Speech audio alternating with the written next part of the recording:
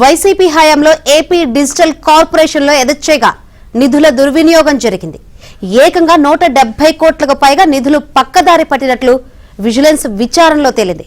కూటమి ప్రభుత్వం పంపిన నివేదికతో కేసు నమోదుకు ఏసీబీ రంగం సిద్ధం చేసింది.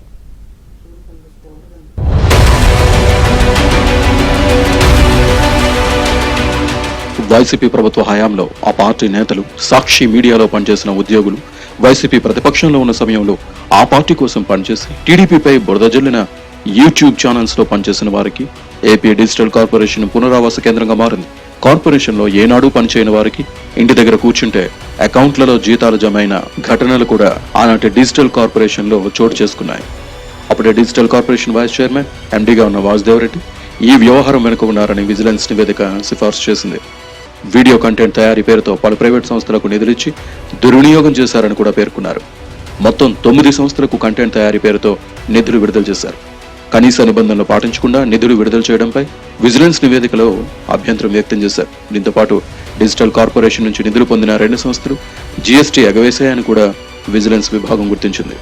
నిధుల విడుదల, చెల్లింపుల్లో కూడా అక్రమాలు జరిగాయని తేల్చారు.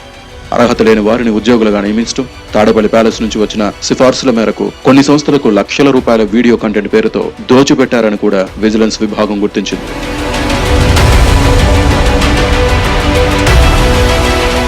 ఈ అవకతవకలకు వాసుదేవరెడ్డితో పాటు అప్పట్లో ఐఎన్పిఆర్ కమిషనర్ గా పనిచేసిన Vijay Kumar Reddy, Andhra Pradesh state fibre net సభ్యుడు మధుసూదన్ రెడ్డి, హేమచంద్రారెడ్డితో పాటు మరో 17 మంది అధికారులపై చర్యలు తీసుకోవాలని విజిలెన్స్ ఎన్ఫోర్స్మెంట్ విభాగం సూచించింది.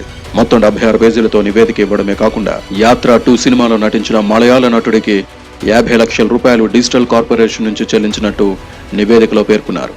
కూటమి ప్రభుత్వం అధికారంలోకి వచ్చాక నిర్వహించిన విచారణలో మొత్తం 171 కోట్ల రూపాయలు దుర్వినియోగమయ్యాయని నివేదికలో తేల్చారు.